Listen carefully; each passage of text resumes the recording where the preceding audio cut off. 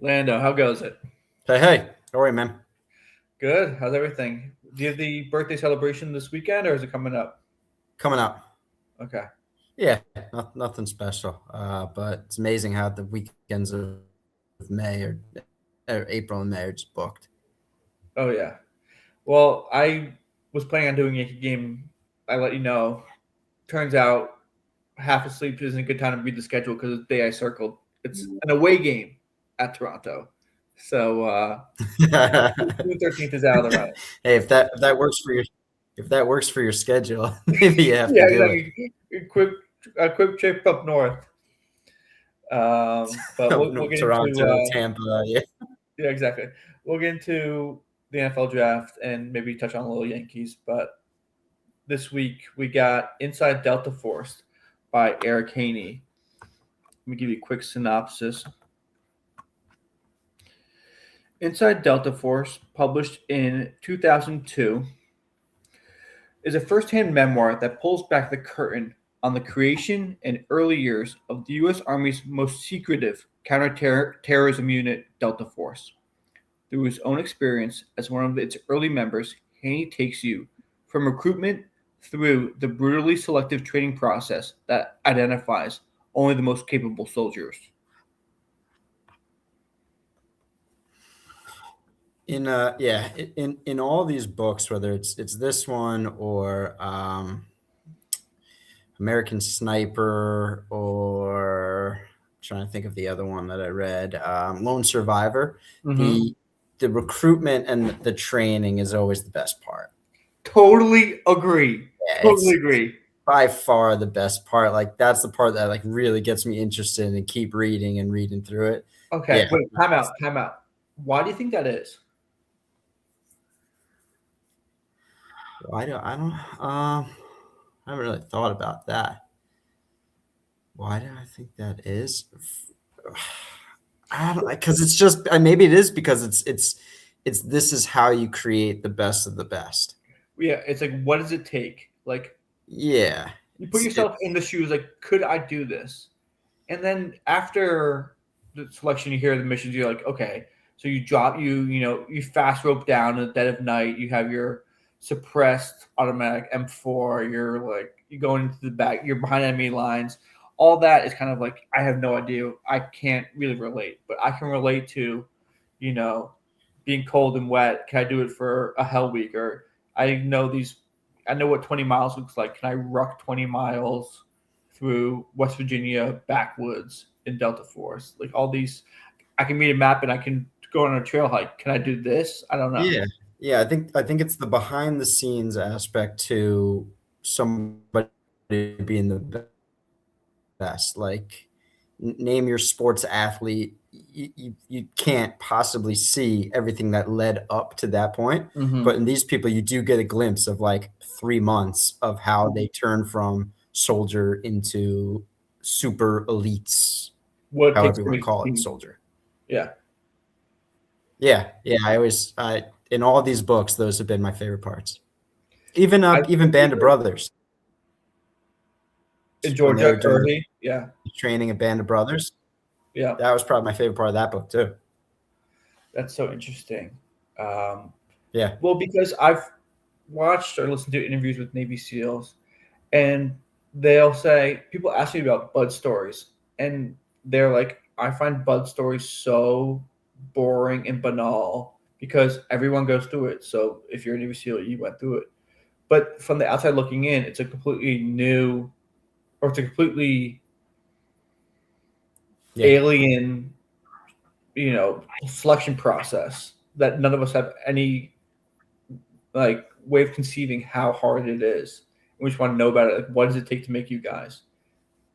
I don't. And it's so interesting because you would think Yeah. that, hey, And the mission in the dead of night is so much more interesting, but it's not. It's like, what does it take to be at that level? yeah.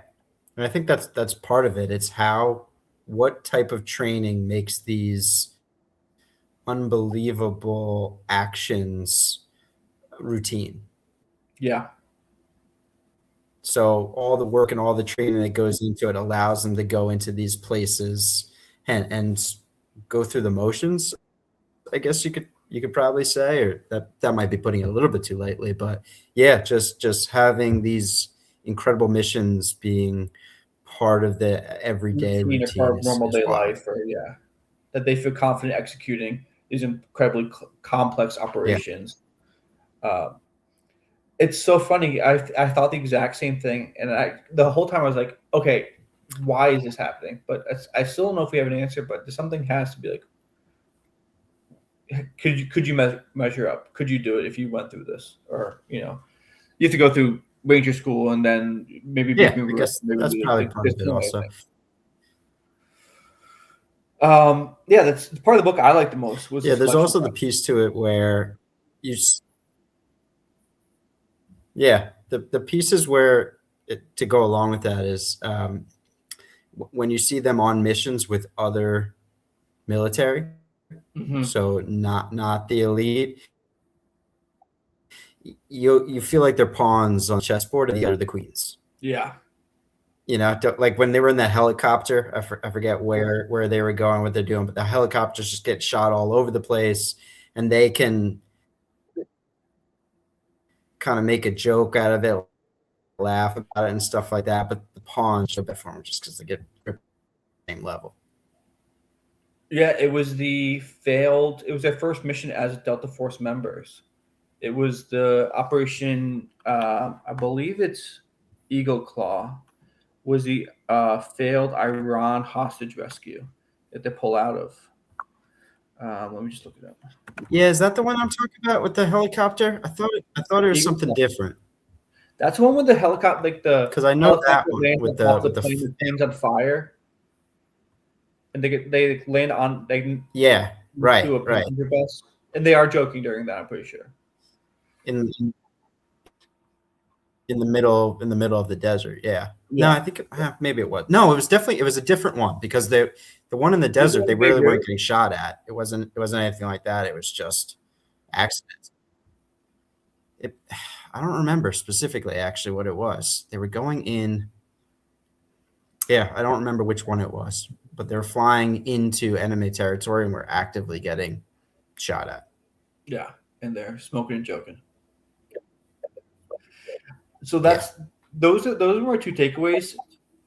A, the selection process parts of these books are more interesting. I'm glad you brought it up, and also they're deployed overseas all the time. Like you Yeah. in America, you have no idea what we're up to, especially those elite units. But they're never off the gas. It's not like they're spending a year stateside. They're always out doing something. Yeah, and that's one of the things that I remember from some of the SEAL team stuff. It's all right. We have a mission in name the country. It's not Hmm. necessarily like, okay, let's set up the team and put it together. It's not. We have a team in place. Like they're Yeah, good to go in 48 hours. They're 1,000 miles away. We got them there, and we or have that capability all over the place. And I think Delta it's not Force kind of they were like the preliminary for this. Yeah, and it's not even like, hey, this is a adversarial country where they're making moves against America. It's just like, hey, we want to keep an eye on this, or it's you know a foreign civil war where we just prefer one Yeah. political faction over the other, and we're going to send our elite tier one unit there. He was like, we were in Beirut, we were Yeah. in Grenada, we were in all these This places. guy, I'm surprised.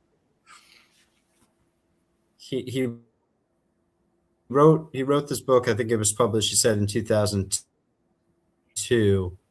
It was pretty critical of them, which I was surprised that he got into that. Maybe there was enough time had passed where he could, but there was a Mhm. lot that was pretty critical about the establishment and the just blatant mistakes, serious, disregard for life, I guess you could Yeah, say, common really kind sense. of pulled a dark cloud over everything. Yeah. And that was again, I'm surprised that he wrote about that in the book. It seemed like that's pretty deep behind the scenes. We don't talk about this stuff type Tight of lipped. information. I thought it was really well written. Yeah. But I thought it was super engaging. yeah. I didn't know if he had a Yeah, ghostwriter or no. I yeah, don't think one was credited, but I thought it was so well written. It was super, super engaging, absolute page turner. yeah. Page turn. Yeah, it was a quick enough read, to be honest with you. Yeah, I didn't. Again, I enjoyed the first part more so than anything else. But it was definitely easy to get through. Yeah, as did I. You want to give your grade? We're at the 10-minute mark, and then we'll do Giants for the next little 10, 15 minutes. Yeah, I would say this was a 5.8 for me. Okay. I'm going to go.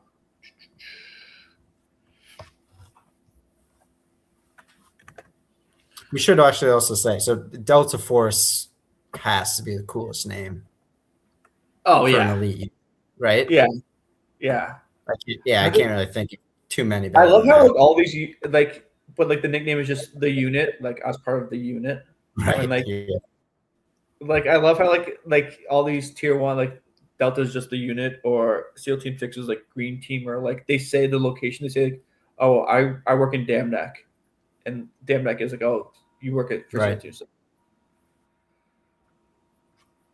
Yeah, that's all you need to know. Yeah, exactly. I work at Dam Neck. Okay. You gave it a 5.8. I'm gonna bump it higher. Um, I'll go. I'll go 8.2. I thought it was good. It's a quick read. I mean, if you like military stuff, you like learning about these guys. I thought it was great firsthand account. Quick read, yes. For me, it was good.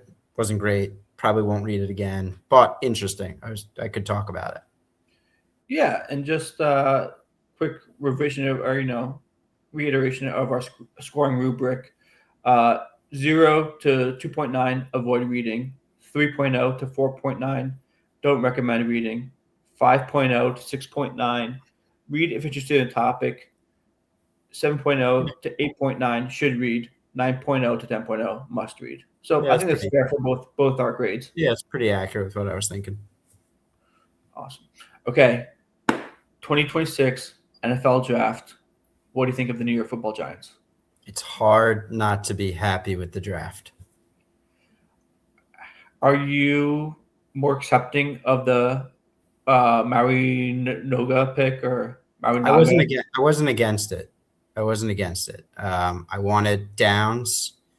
Dallas getting him could be a thorn in our side for a decade. But no, I wasn't against getting a mauler offensive lineman.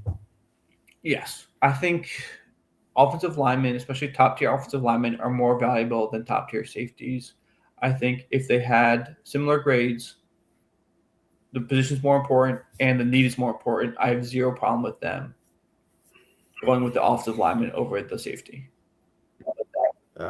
It's the Evan Neal pick leaves an awful taste in my mouth whenever I think about offensive linemen who aren't like this guy's a must-have top 5 pick. Outside Yeah. of that, I'm now forever nervous and skeptical of offensive line. We're absolutely running back the Kayvon Thibodeau and Evan Neal picks, which is terrifying. But That is terrifying. But I was looking back on that also. Yeah. I mean, I was thinking back on that draft. I wasn't excited. I wasn't overly excited about Thibodeau. I thought that was the pick they should do. And I didn't want Neal. who'd you want? Garrett I Wilson? Garrett wanted one of Wilson. the other Oh, one of the offensive two lineman. off that Charles one. And Cross I think there or was another offensive. yeah, Yeah, that something wasn't like that great that. But draft. yeah, I wasn't to Evan Neal. What stunk No. about that draft is it was Javon Walker, I believe, or Trayvon Walker to Jacksonville, Aiden Hutchinson to Detroit, and Thibodeau, and it was kind of always Hutchinson. Yeah. Hutchinson Thibodeau, and Thibodeau was first in the mock drafts for the first month of the after the season, and then Hutchinson ascended above him, and then we missed Hutchinson. We got Thibodeau. He was also Thibodeau was projected number 1 like the year before, I think, Yeah, too. Yeah, he was. And then he had whatever his final season at Oregon was. He just didn't have like a great season. I don't know if there's injury or something like that. Yeah, but he declined. After watching But other Thibodeau, than that, I think they filled the rest of the holes. I was saying I like what they did with the rest of the draft. Cornerback, wide receiver, another offensive and a linebacker.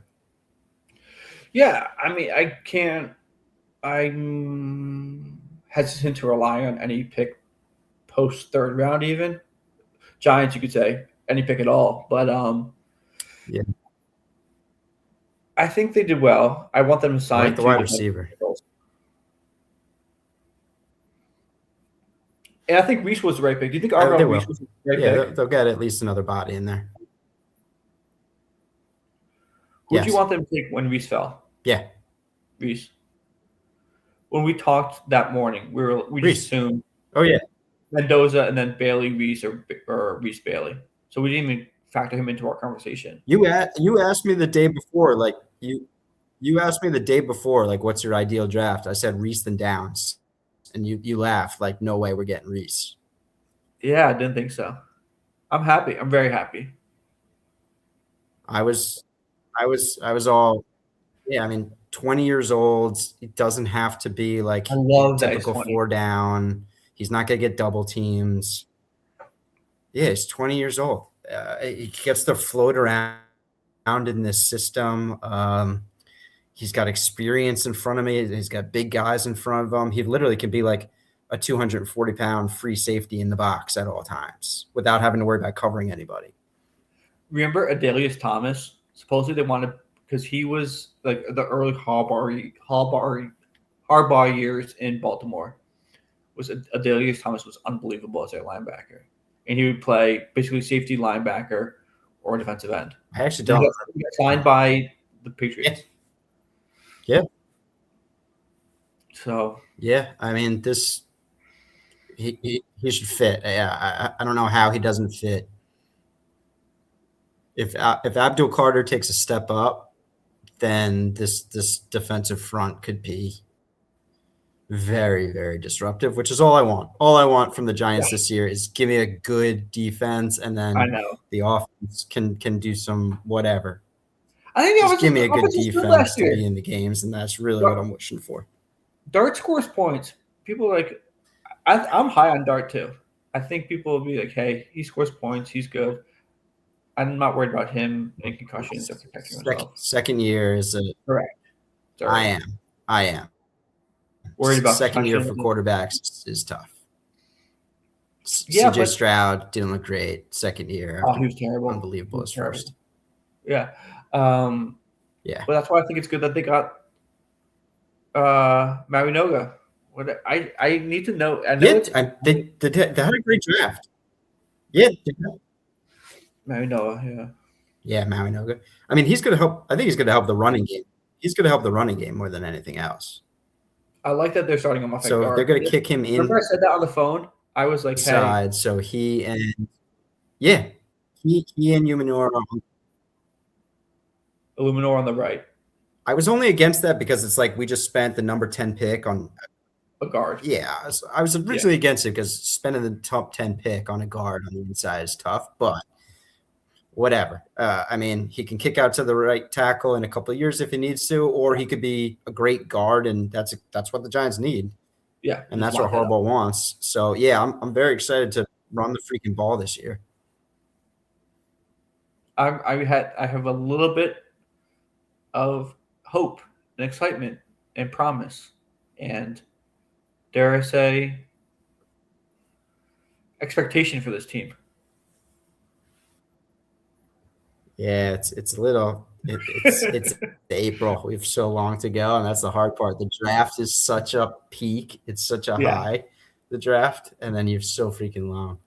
So I looked up Dane Brugler, who's he's like the NFL draft guy for the Athletic. His last 3 big boards in 2024, Malik Neighbors was his number 3 overall player. 2025, Abdul Carter was Uh-huh. his number 2 overall player. 2026, Mm-hmm. Avril Reese was number 1 overall player. We should be good. Like if we're getting Malik these Neighbors guys, is what, 20? He's like 23, 24 years old. he's super young Abdul too. Carter's like 23, 24. And I then bet he's Reese is now 20. Maya Ogo, whatever, he's under 21. He's 20 20. He's years gonna be old. 21 in Yeah, no, August. it is. I would say it is exciting. The youth on this team is definitely exciting. Yeah, we'll see. I'm fully believing in Harbaugh. I just think that he has to put a competent team together. Competent. Yeah. It's crazy how Dayball couldn't. It's crazy the drop off from year one. It's Year a, one they overachieved. I They don't think definitely it's overachieved year one, but man, that was a drastic fall from grace. Coach of the year playoff win. I don't think he had any way for player improvement or any. He just cared about X's and O's and trying offense, but I don't think he helped out with player improvement at all. I don't think anyone got better under him. I don't think he held anyone accountable. Like you remember that first game with Malik Neighbors where he was like trying to dap him up after he was getting into it on the sideline. Yeah, he just didn't have a presence there. And honestly, big red flag. I don't know if we'll ever hear about what happened with Wink Martindale. That was a red flag. That was the definite red flag to like have that bad of a relationship with your defensive coordinator who did an unbelievable job with like little to no pieces the year before. Yeah, but also supposedly Wink really wanted Deontay Banks, and look how that turned out. Yeah, he might be unplayable this year with that. Honestly, he might have been all right in Wink's defense, though. You know, like you'll never know that. But yeah, I mean, we haven't had a good cornerback in freaking forever. I think our last good cornerback was probably Corey Webster that 1 year in 2007. I was just gonna say Corey Webster, and he was probably average. He wasn't that great. I'm so jealous of Darrell Revis on the Jets, just in the same time. I was like, oh my god, I'd do anything to have a corner like that. Yeah. All right, so it should be interesting following along this team. Hopefully they get. I'd be happy with 7 or 8 wins. 500. 7 or 8 wins. Your season's not over by like Halloween like it has been for the last. Well, it depends when you get the wins, though. Depends when you get the wins. If they start out 0-6 and then run it off, then I'm. Well, the Giants have been the week 17, 18 wins to like drop our draft slot. Yeah, exactly. So yeah, no, 7 wins like late in the season doesn't do it for me. I need to be competitive at Thanksgiving. I love that. If we are only a game under 500 at Thanksgiving, so that probably puts us at like 5 and 6 or whatever. It's kind of the same thing especially the division. I don't know how good the division's going to be. Go 500 in the division. I consider that a success, and then win like 1 or 2 other games. Yeah. More than 1 or 2 other games. All right, go 500 in the division, so that's 3, and then you got to piece together 5 wins. Are we worried about Downs on Dallas? Yes. Oh yeah, definitely. Okay. Because it came out that Downs wasn't super high on every team's draft board. Did you see that? Yeah, it seemed like he was a popular media guy. Yeah, media ready guy, whatever. I don't know. I mean, their coach came on like before the draft and was like, "This guy is the leader of your defense for a decade. He understands the game. He's got it all mentally. He's there physically. Little undersized. How many great safeties are undersized though? I mean, yeah, I am very worried about that. Okay. If he's 5'11" and we put Isaiah Likely or that new 6'4" Notre Dame receiver. I don't think Ed Reed was a big guy. I know Troy Polamalu wasn't a big guy. Do you know who the best small safety of our lifetime is? Bob Sanders on Indianapolis Colts. Yeah. He was You think he's nasty. better than those guys? Oh, I hope not. That I hope he's not better than Bob Sanders. No. Do you think he's? Yeah. Yeah. I see what you're saying. Yeah, that's a little scary. Whether or not he could be that good, but again, I'm not can't second guess the Miami guy unless he turns out to be Evan Neal. If he turns out to be Evan Neal, then you got to blow the whole thing up again. But I have faith that he can at least start with this team. Yes. Also, for I'm the happy. next 3 They should have years. started Neal at guard. They should have started Neal at guard. He was a guard. He was always going to be a guard. It was from his first snaps in preseason. How they could never scout. Daboll was never in Gettleman previously. Was never able to scout his own roster. We have to be honest with ourselves. No, that did seem like an Alabama connection pick. All right, happy with the draft. Looking forward to football. Encouraged with the Yankees, but it's super early. It's April, and we'll see how Dominguez does. Yeah, way too early. They're up 3-0 right now. The only thing is baseball. What's up? Baseball wise, if Alex Cora can get fired, anybody can get fired. So happy about that. Okay. If Alex Cora can get fired, anybody can get fired. You want to say? Boone? Boone's a hot seat right now. If Alex Cora can get fired, anybody can get fired. There you go. With all the subtlety of a stick of dynamite. They score. They're up 3-0 right now. They've hit 2 home runs. Let's play. We'll do a little trivia, or we'll do guess who hit the 2 home runs for the Yankees. It's very obvious answers. Oh, really? Yeah. So it's Judge and Jazz? No, Judge and Ben Rice. Who's playing great. That was very obvious. They might have gone back to back. They might have. He should be playing every day. That was a big thing in our text group a week ago. But I think they've heard us now that he hasn't been out of the lineup since. Why can't a young 20-year-old who's a young 20-year-old who's killing it play every day at first base? Like, I mean, I just don't get it. Lou Gehrig is just like spinning in his grave right now. Like, I could play every day right now. My all-time favorite Yankees. My favorite all-time Yankee, I guess. It's like it's unbelievable to me that there was a thought that he's not going to play at least 150 games. Like, blows my mind. At first base, it's just it's crazy. It's almost unfair, like hitting to a healthy Lou Gehrig. Okay. On that note, we'll see you in 2 weeks with Killing Jesus, Bill O'Reilly. That work for you? Oh, cool. Yeah, all right. Sounds good. Yeah, good. All right, take it easy, brother. All right, good stuff. Later.